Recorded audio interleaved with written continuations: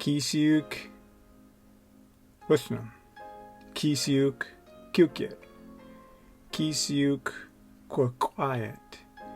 Kapinishkesh. Good morning, good afternoon, good evening, everyone. All my wealthy warriors, welcome back to another episode of The Wealthy Warriors. And this, episode is brought to you from the traditional lands of the Squamish, the Tsleil-Waututh, and the Musqueam people. So, Sukani for allowing me to be a guest on your beautiful, beautiful lands. And this week, I want to talk about myofascial release and how that ties into everything in life. And if you have to stop this and pause to see what myofascial release is, I'll just save you the time. It's basically deep tissue massaging, and there's multiple ways of doing that. And one of the simplest ways, which is one of the most painfulest ways, is foam rolling. I was introduced to foam rolling when I first started to work out by one of my trainers. His name was Christopher Wyndham. And how does myofascial release tie to your daily life, your everyday life? Well, our subconscious mind is so powerful that our mind will just create environments even if we're in pain, and it makes that the new normal. So you may be living in pain and you don't even understand that you're in pain because you're just so used to it. It's your new normal, right? It's what you become accustomed to. And my body was in pain for a very, very long time because I didn't start foam rolling. It was about 5 years ago I started to foam roll. And I still remember the very, very first session that I was introduced to foam rolling.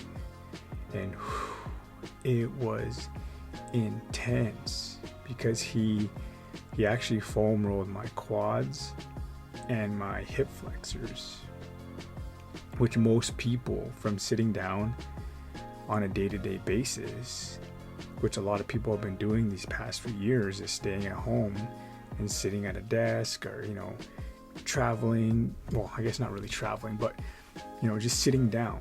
Our hip flexors sit in a certain position. And if you don't take the time to stretch them, to massage them, they'll get more and more tight. And I've talked about it before, about stretching and the importance of that. And when I was introduced to that, my legs, my quads were so tight, and my hip flexors they were so tight that literally my legs ended up going numb after he foam rolled them. And he wasn't even putting a lot of pressure on it either. He was just putting, now, because I'm so used to it, would be kind of light pressure. But at that point in time, that my muscles were just so tense and so stressed out that even just a little bit of pressure hurt them. And I didn't know that because it was my normal to wake up and have that pain there. And that's the same thing with you. You might be growing through pain right now, not realizing that. And once you start to take a look, to sit there and reflect, you might realize that there is pain there. And that's the one thing with foam rolling and myofascial release, is that there is no way around that moment. You are in it 100% because it is intense. And all you can do is just sit there and breathe through that moment. And that's all you can do, honestly. Is just sit there and breathe. And actually, the more you breathe into your muscles when they're in that pain, the quicker it will actually release. So if you sit there and you're foam rolling and you hit a certain knot, and you hit a really, really tight spot, and you will know when you hit that tight spot, it's like a trigger. It triggers a thing throughout your whole body that, damn, you're in pain. And that's what pain is. Pain is a trigger to adapt, to start adapting and changing that, because it's saying, hey, this is painful. We need to adapt. And that's what pain is. Pain's another trigger to take a step back and look. But we perceive pain in a whole different way now because of how movies and how things have tried to subliminally, subconsciously tell us how to deal with pain. And most people will actually mask pain through drugs, alcohol, shopping. There's lots of ways of eating. Eating is another way of not facing the pain. But the only way through pain is by sitting there and breathing through it, as you do when you foam roll. And foam rolling sucks when you first start doing it. But then as you keep doing it, you start to realize that at the very end of this pain is blissfulness, is relaxation. Because I'll be driving somewhere and I'll feel my knees start to hurt. And that's a trigger that my quads, my psoas muscles, and my hip flexors are probably getting tight, and I need to take the time to foam roll them. And recently, after I squatted, I was squatting more heavy again, my quads took a brutal beating. So I needed to foam roll them. And when I was foam rolling them, it was intense. But after I had finished and I ended up breathing through those intense moments, my legs, basically from my kneecaps up to my belly button area, felt like they were reborn. They were almost like it was like a tingling, warm, fuzzy, burning sensation, because that pain had been released. And now that it had a chance to actually relax, it felt like heaven. It felt like the happy hunting grounds. It felt like it's so hard to explain that feeling after you finish foam rolling. And that's what I really wanted to talk about, is that you need to start facing your pain. You need to start understanding your triggers and your traumas. You need to start understanding that these are just signs that you subconsciously, deep down inside, want to change so you can grow. And that's another thing too. When you foam roll, you allow the muscles to be able to, come back stronger, grow back stronger, because you're also moving that lactic acid throughout the muscles that were built up through that intense workout. And that's the same thing with situations in your life. When you actually sit down and take the time to feel that pain, say, okay, what caused this pain? What was I doing? What happened for this pain to happen, right? And then you reflect on that, and then you move forward. You start to work on yourself so that doesn't happen again. And that's not, true for every case. But 95% of the time, this is a true statement for it. And instead of masking your pain with abusing substances, allow yourself to feel that pain. Because for many years, I had done this myself. I numbed my pain through alcohol. And I didn't allow myself to feel my feelings.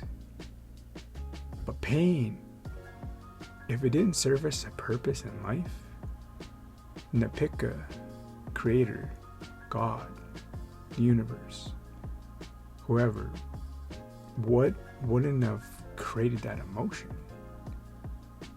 Everything has a purpose and a place in life.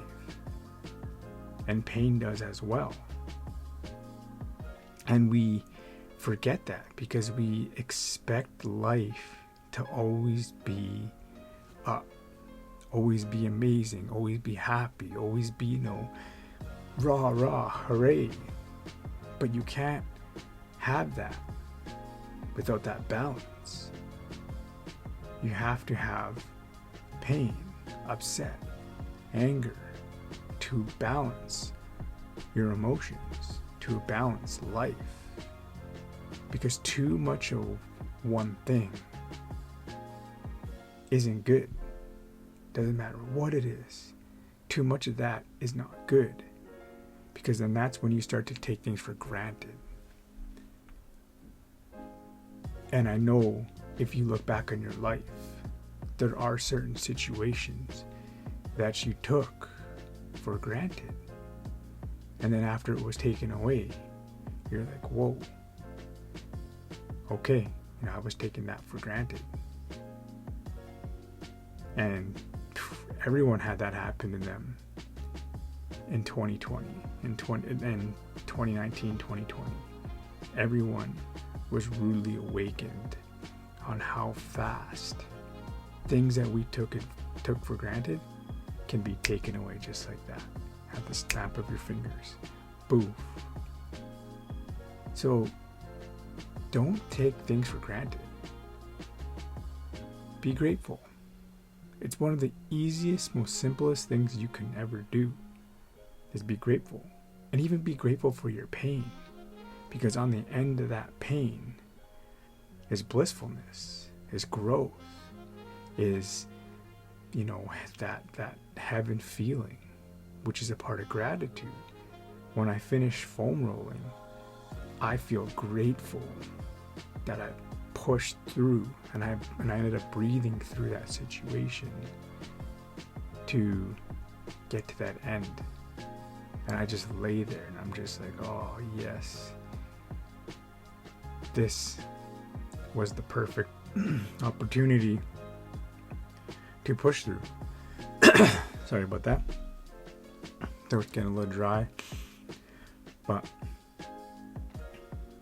if you don't know that you're in pain, you'll never progress to become something else. And that's when the true growth happens, is when you can actually see that. Like when I'm driving and I feel my knees start to hurt, it's not because of age. Age is only a mindset. Because there are people out there doing extraordinary things later on in their life. age is a mindset. My knees get sore, or my knees start to hurt because I'm taking for granted my foam roller, and I'm not foam rolling my quads, and I'm not taking the time to maintenance my body. I'm not taking the time to push through that extraordinary pain of foam rolling, of allowing the muscles to relax. But when I take the time to lay there and roll out my muscles, then my knees stop hurting and my knees feel great again. So if there are spots in your body that really hurt, if you have a doctor, or you have someone in your life that you ask for advice, maybe talk to them about myofascial release, and YouTube some things, because YouTube, as you know, is an amazing tool as well. And the internet. Look up different ways to myofascial release muscles, because pain is a trigger. Remember that. So the next time you are growing through a situation, you have those growing pains, say, hey, what is this really trying to teach me? What is this really trying to show me in life? And when you start to look at it like that, look out, because that's the real change. That's the real growth, is that mindfulness. And that's where people get mixed up. People think it's the end results where the change has happened, but it's not. It's that self-awareness. And within that self-awareness, that's where that true growth will always happen, because you'll start to see that pain as triggers. So if you don't know you're in pain, maybe take a look at your life. Maybe start to meditate a little more. Maybe start to just take 5 minutes out of your day to be mindful. And if you're saying, hey Peter, I don't have 5 minutes extra a day. Well, you do, because you can simply meditate before you go to sleep. Or you can simply wake up 5-10 minutes earlier, lay in bed, and meditate. There are free apps out there. You can use YouTube.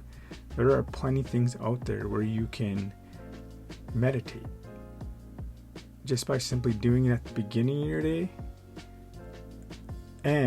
or at the end of your day will provide so much more clarity on your life. And it'll actually allow you to start to see life for what it truly is.